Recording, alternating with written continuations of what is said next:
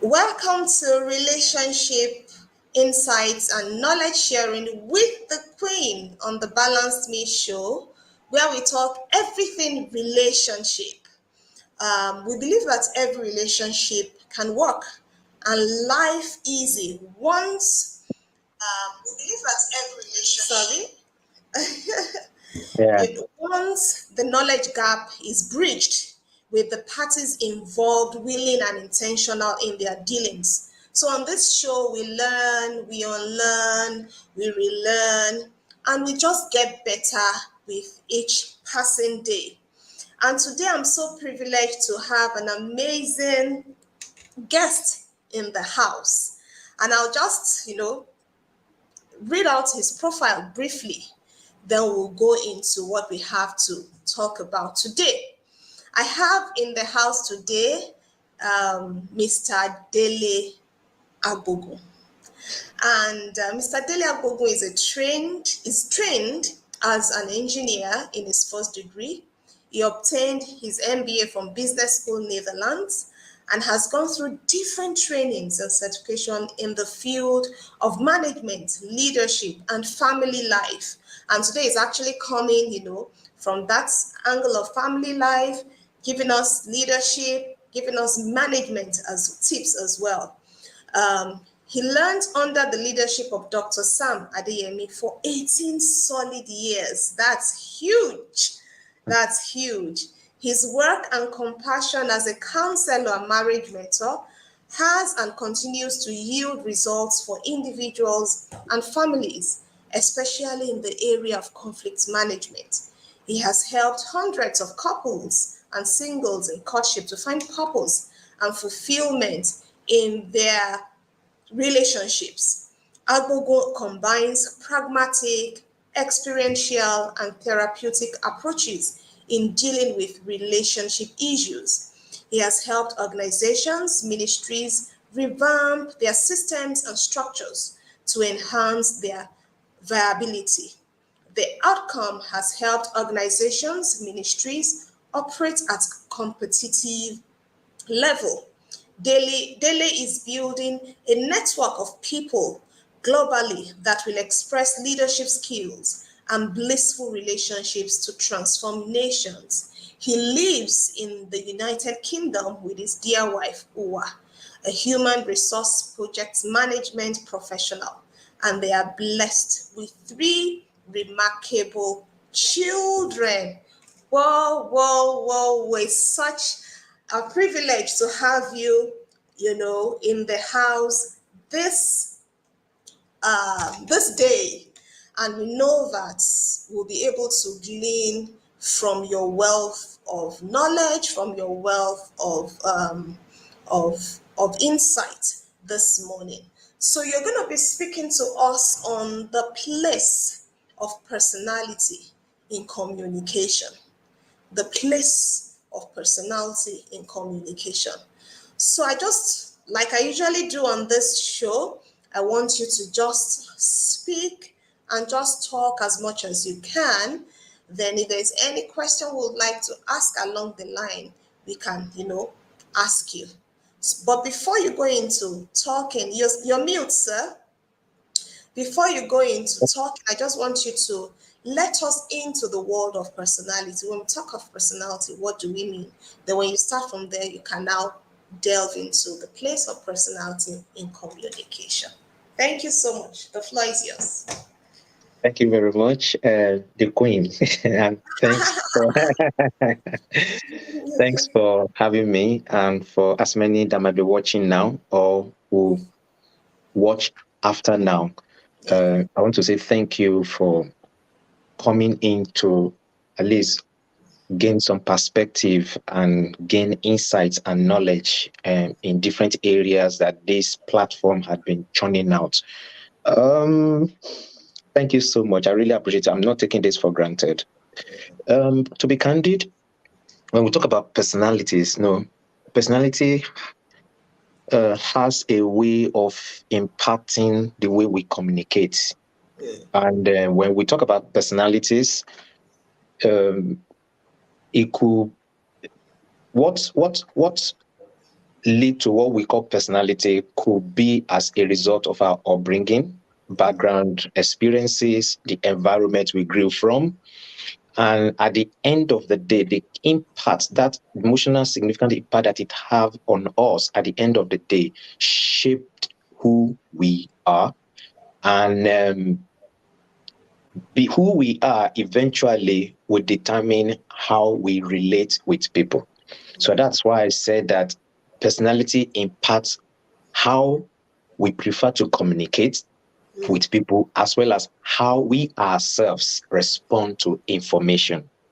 Um, I remember before I got a good handle on why I act the way I do, or why I approach things the way I do, I just assume that whatever I see and the understanding I have about it, that is the only understanding.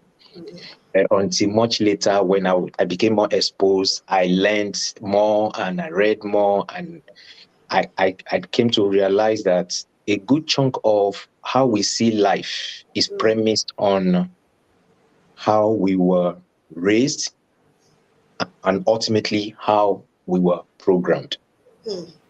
Then you have a map of your own world. Yeah. Sometimes we assume that that map is actually the entire territory, but the map is actually not the territory.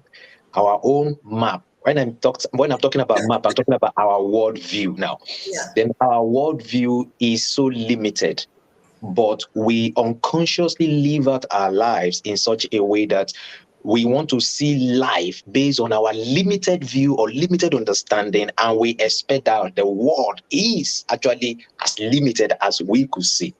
And how we see at the end of the day is premise, just like I said, and I'm repeating myself again, how we were raised in terms of upbringing, the kind of environment and culture we mingle with, association, education, all of this sum together eventually made us into who we are today. And therefore, when we are bringing it down to communication, it's important that we pay attention to it, because failure to understand, either in a work setting, in a relationship, in marriage, in business, if you fail to understand how people are wired, there's a high chance that you will not always get along well with the people that you relate with. For instance, where I am currently, where I'm working currently, because of my understanding, sometimes I'll just put my hands and I analyze the situation and I'm just smiling. You see people fighting and having disagreement and arguing, and I looked at them, I could see different personalities being at work, but each person is fixated on his or our own world view, assuming everybody should be within that worldview. So I try to unconscious, unknown to them, try to mediate and help each person see from one another's perspective, so that, because the intention is actually noble, but it's just that the way they want to go about it is totally different and is premised from that differences in their personalities. And that's why personality differences, we mean that people will communicate differently. And if you cannot communicate, if you cannot accommodate each other's differences, then there will always be a clash. And I tell people, a clash of communication style could mean that they fail to really hear each other, that they really fail to hear each other. So when we bring it down to communication, and experts say, and it has been researched, that communication is actually 85% relationship. 85% relationship. And it means if we don't get the right connection between our personality types, if it impacts negatively on how we communicate, then we might not succeed in our relationship world, either relationship with our spouses, our partner, our children, or in a work setting, because this cuts across. And except you come to that term that without effective communication, I might not be able to, I might not be as productive I'm supposed to be at work, or I might not experience the level of bliss that I desire in my relationship with my marriage, unless you come to that point and you make deliberate efforts to understanding it. There's no how you'll be able to get to that point. It might just be a desire or just a wish, even in the mind. And in family systems engineering, there's a terminology that we use in defining these personalities. The one that's commonly known as choleric is what we call the intimidating homer. The one that is commonly referred to as sanguine is what we call creative convertible. And the one that is phlegmatic we call dependable truck. And also the one we call melancholy we call a systematic Ford. Now, each of these temperaments play certain traits, and if you don't understand these traits or how this person is actually wired, you will be fighting what you'll be fighting an intention that is meant for your good. And I'm saying this because when we just got married and I have no clue of the differences in our personality, I just realized that my wife is a strongly opinionated person. I am more on the reserve side. There are two major umbrellas, the introverted and extroverted. And we categorize the introverted as the systematic Ford and dependable truck. And we categorize the extroverted as creative convertible and intimidating Hummer. She falls under an extroverted side of it. I fall under the side of The introverted introvert. side of it. So my approach to things is totally different. And therefore, because my personalities are different, and it impacted how we carry on conversation. Whoever has listened to me over and over again, we know that this has become a broken record. That I tell people, it's better you focus more on the intention of the action of your partner, or in any business setting, you focus on the intention than how the person went about it. I'm not justifying a wrong approach of approaching things, but if you try from the beginning, understand why this person acted this way, it will give you a larger frame of reference, and it brings better understanding to you to know where this person is coming from. Then you will better relate with this person, and it will help your conversation, which ultimately will create effective communication between both parties. So when she's somebody like her, for instance, when we talk about intimidating Homer, these are people that are bold, that are daring, that are like a go-getter, and they don't mind word. They are direct in the form of their conversation. And somebody like me, I am more of almost the same, but a combination of dependable truck and systematic Ford. But there's a higher version of that has to do with system, Dependable. dependable truck, and people that are classed under dependable truck, like I said, that's the one we call phlegmatic, with the common word that we know out there.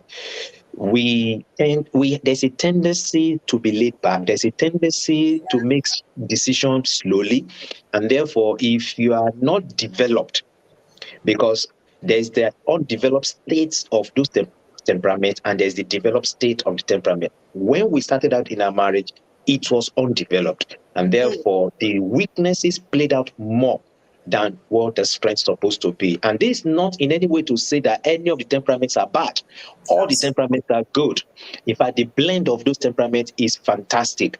But you need to get to understand that there's a place where there's a role a personality play when you are communicating. So when she come out and she's direct with what she's saying, then I see it as too harsh or too uh, based on my own wiring. And instead of trying to respond immediately, I will keep quiet. People have listened to me over and over again. We know that this is also a broken record, that I can go on for 1 week without responding. And after 1 week that I want to respond, that is when there will be an issue, because she expects that issues should be resolved immediately because of her own kind of wiring. My own kind of wiring is that you give me time to process it before I come back and we talk about it. Now, because we fail to come together, and that's why I said a clash of communication style, or we can say a clash of personality styles, could even mean that the people that are concerned actually fail to really hear each other out. And then we actually fail to hear each other out because of knowledge gap. And until I got to that point and I realized that, why is this lady even approaching things this way? And that was where I got a clearer picture. And the clearer picture gave me a deeper understanding. And I told myself, I have a better frame of reference that I can make use of, and it will help me better relate with my wife. And I'm telling you, over 90% of what I was fighting against were actually for my own good, not even for the good, general good of the family, for my own good. And I told myself, Dele, see your life. see, Outside. see your life. But it's easy to say it, but when it comes to the practicality of it, because we were programmed for decades to be who we are and had shaped our personalities, if you don't resolve the right in your heart that you want to start developing those areas of weaknesses so that your temperament can be developed in such a way that you are more empowering in your approach than disempowering. Until you get to that point, you might not be able to make any significant difference, because I've seen people who were not even as in a state I was then. I was in a worse state then, and here I am today because I've taken in. I've made it. I've intentionally taken it up, and I've decided to work on it. Read books, attend seminars like this, functions like this, and took action. Because when I was saying before that the root cause of our personality is premised on our upbringing, the environment we grew from, the culture, the association, the education, all of these things are factored into it. So I have to now go down, and I have to go down the memory lane, and I started asking questions, and I knew where the connection came from. And I started doing something that actually empowered me from there to where I am today. When I talk now, people might not know my original traits when I was just starting out, because now my wife will tell me, it's like, you're also not talking even more than I do now. I say, well, I have the best coach, and that's why I'm better than you now as we have our conversation. Just an example for anybody that will be listening to this. Somebody that is an intimidating woman, which we refer to as choleric. I wrote down here that this person, as far as is concerned, because I will just touch on maybe two, so that I don't take so much time, then we can give room for questions. Yeah. So if this person rather sees himself or herself as the Mr. or Mrs. or Miss Macho, says a lot of people think I am too hard and strict, but it's because they don't understand that I want to be effective and produce results that will make the world a better place. I may not have time for parties and appear autocratic, but I have feelings and really want to change as long as you are willing to help me. Or above all, I chose to accept myself because the me you see is a result of my purpose.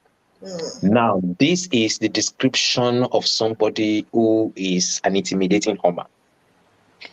Now, somebody will see this person. Now, your interpretation of that person's action and how he or she is acting out will be that the person is rude, the person is insensitive, the person. Those are narrative that some people can, they kind of labeling that they can give such person. Meanwhile, when you label people like that, you are insensitive, you are too aggressive, um, um, you are too much in a hurry, you are too much focused on getting results and the rest like that. They will be they, in their conversation, in their communication, it will come across them as they are being slighted. And if they are being slighted, they will not take it lightly, especially if they are also not yet developed. And they will respond back in a negative way, and that will lead to communication breakdown. Another person that describes a bit of my wife. And therefore, if you are looking at this person, the best way to look at this person as a strength is for you to say this person is blunt. This person is not a double mouth person that play double standard. This person will tell you the way things are. You can say that this person is decisive. You can say that this person have high work rate. You can say that this person is strong will. You can say that this person enjoy challenges and work under pressure. So these are um, um, positive attributes that you can put. And if you have to label in an empowering way. Don't label in a empowering way whereby the person will feel hurt and also now will react back, because you get the best of the person. And this is what this person is telling. But there's a chance that if this person is not developed, maybe that's why some people might be having an issue with their relationship in their marriage or even at workplace. The person weakness, if it's not developed, has a tendency to take on too many projects, and the person can be impatient. If you're seeing a subordinate or a superior in a work setting, or a husband or a wife, or people that are engaged in a relationship, and you're seeing somebody not patient, and before you know it, that the person lashes out, then you know these are part of the possible weaknesses this person might be exhibiting. Or you said this person is power drunk. If the person is not developed, these are people who hold power and believe that they can use power to create things, and just to, instead of using power to empower others, they can use power to destroy a team, to destroy an organization, to destroy relationship. So you could see how this thing can fall out. But let me just put a stop, then stop there and now talk about who a systematic fraud is. For a systematic fraud personality now, I'm saying this because when we are talking about the communication, is the personality that influences the communication style. And therefore, not having a good understanding of what those personalities are, you might be missing out a great deal, because you will be attempting to solve symptoms instead of attempting to solve the problem, the root cause of a problem. And therefore, when you understand where this person is coming from, you will understand why this person is acting this way. And when you understand where and why, then it puts you in a better state where you can relate better and better with understanding. For systematic fraud that we refer to as a melancholy, for instance, this person sees herself, or herself as, I don't offer much information about myself because I'm rather internal. That's what I'm written down here. I don't offer much information about myself because I'm rather internal and reticent. I love high standards, and it feels great when due process is followed. I dislike people who are too playful and overexcited. I hardly show sympathy for people suffering, because I believe that our experience in life is a direct consequence of our actions. It's very thorough and make presentation with great accuracy if you want to get along with me. Mind you, I will still research it personally. Yeah, yeah. So this is the DNA of this person. And as far as this person is concerned, if you are not secured in yourself, or you are somebody with low self-esteem and you are in a relationship with this person, or in a work setting, you are not secure in yourself, or it's the other person that is not secure, and the other person is portraying this trait or exhibiting these traits, there will be bound to be a problem, because this person is saying he wants due process. You can't just come with a different personalities who just want to do things out of instantly because the person is spontaneous. You will have a problem with the person. Within the context of relationship and marriage, somebody wants us to go through it, want to be thorough. Let's get to the end before we take action in our planning. Somebody want to start out and start planning along the way. There will be a problem in their communication. There will be a problem in their communication. But the better way we can look at this person in an empowering way is that this person is analytical. This person is meticulous. This person is factual. This person is like a perfectionist. This person have high expectations. This person is conscientious. This person is thorough, loyal, disciplined. So when we see each other from the lens like this, then it helps with the communication. And with that, it helps you now to be in an empowering side of it when you are having that conversation. And therefore, it's good that we pay attention to that, and that will go a long way in helping our conversation. Wow. Thank you so much. So much we've taken in, so much we've been able to note this afternoon. And you've been able to mention the fact that our personality, impacts the way we communicate, Yeah, impacts the way we respond yeah, questions. Some yeah, of us, as the person is speaking, we're already getting ready with the response. And some people, they will take their time.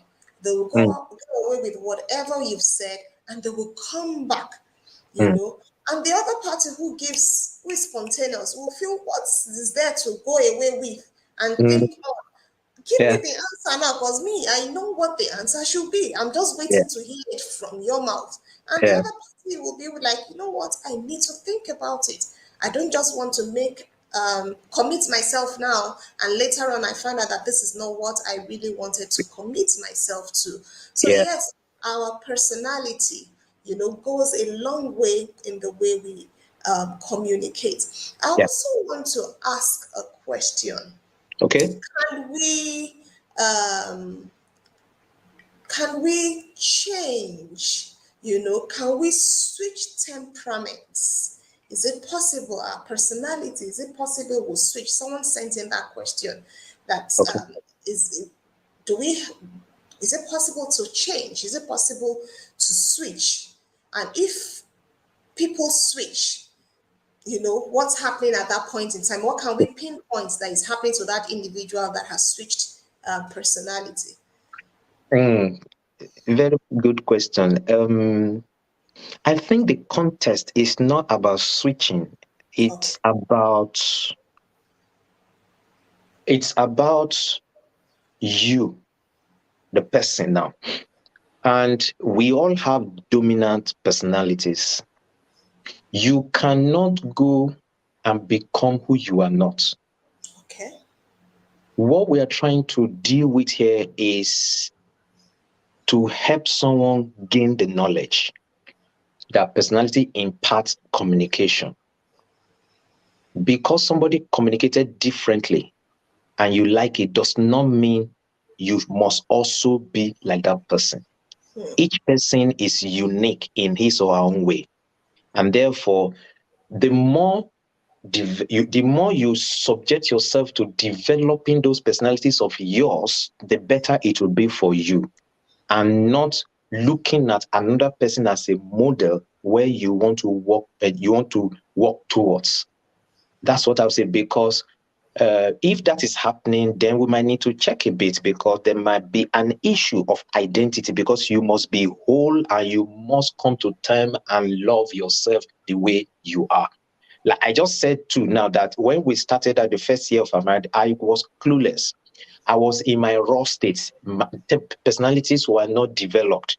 But now, when we do that same assessment now, you notice that even though the one I scored the lowest is still relatively high.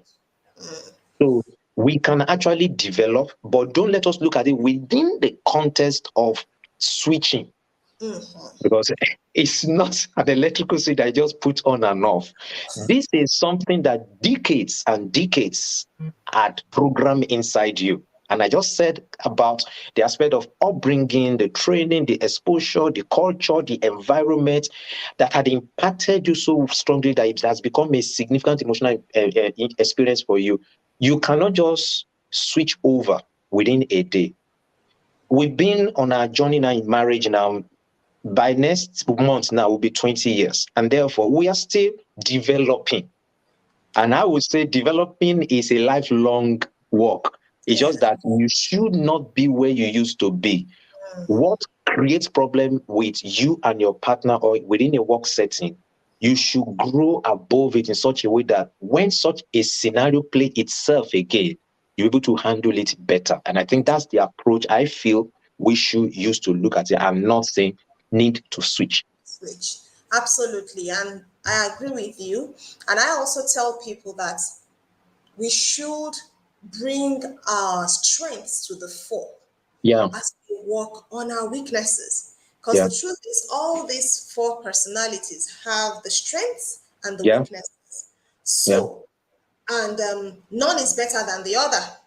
We No, cannot say the creative convertible is better than the dependable no, truck, or the yeah, systematic Ford is better than the no, intimidating Hummer. None no, is superior to the other. no, They no, all have their strengths and yeah, weaknesses. And like weaknesses. I said, bring the strengths to the fore, work on the weaknesses. Whatever you see that is deficient in your own personality, your dominant and complementary personality, you know, you look for it, you look at Yeah, it in the other personality, and yeah, you add it to yours. Thereby you become a wholesome person, you yeah, become a balanced individual at the end of the day. So like you said, we don't switch, mm, but we work on ourselves. Pick a yeah, little bit out of the intimidating armor. If you find out that you are the one that is always, dragging feet, not rising to do what you're supposed to do, you're a bit laid back. Pick that which is from the intimidating armor, and become a go-getter as well.